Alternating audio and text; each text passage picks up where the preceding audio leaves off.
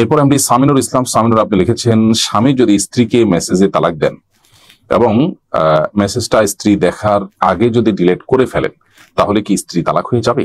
স্বামী একটা লিখেছেন, 7 মাস হলো আমার বিয়ে হয়েছে, এখনো নিয়ে যাওয়া হয়নি, বাবার বাড়িতে আছি, আর স্বামী ঢাকায় চাকরি করেন। আমার বাবা মা চান আমি বাবার এলাকায় চাকরি করে বাবার বাসাতেই থাকি, এজন্য আমাকে প্রতিনিয়ত চাপ প্রয়োগ করা হয়, কিন্তু আমি চাই আমার স্বামীর সাথে থাকতে। এমন অবস্থা আমার করণীয় কি?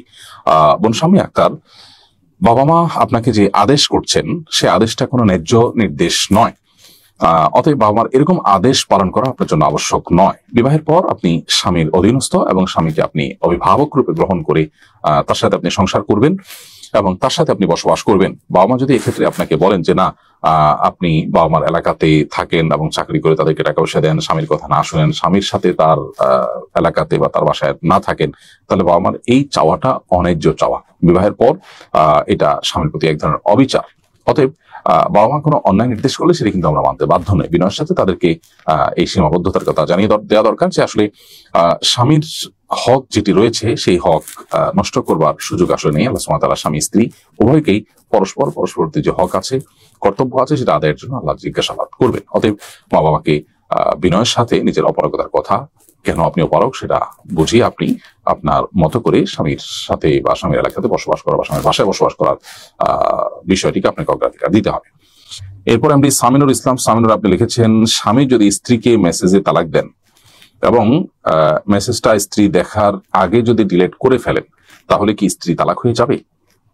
ভাই সামিনুর ইসলাম, আপনার প্রশ্নের উত্তর হলো যে মৌখিক বা লিখিত যে কোনো ভাবে তালাক দিলে কিন্তু তালাক হয়ে যায়। অর্থাৎ যে কথা আপনি মুখে উচ্চারণ করলে তালাক হবে, ওটা আপনি লিখে দেন, লিখে পাঠান বা লিখে দেন, তাহলে কিন্তু তালাক হয়ে যায়।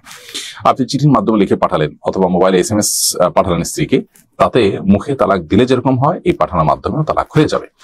কিন্তু পাঠানোর পর স্ত্রী সিন করার আগে আপনি যদি ডিলিট করে ফেলেন, তাতেও তালাক কিন্তু হয়েই যাবে।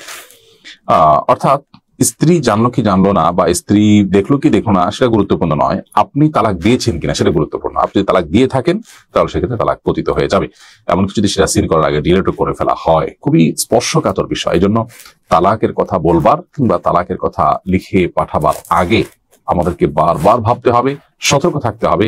এটি ছেলে খেলা নয়, এটি একটি সংসার, দুটি বন্ধন, দুটি পরিবার, তাদের জীবনের সবচেয়ে গুরুত্বপূর্ণ সিদ্ধান্ত। বিধায় এটার আগে বহুবার ভাবতে হবে এবং শান্তভাবে সিদ্ধান্ত নিতে হবে। তা নাহলে আমাদেরকে প্রায়শ্চিত্ত করতে হবে এবং এক্ষেত্রে আসলে তালাক হয়ে গেলে আর সেটাকে ফেরাবার কোনো সুযোগ থাকে না।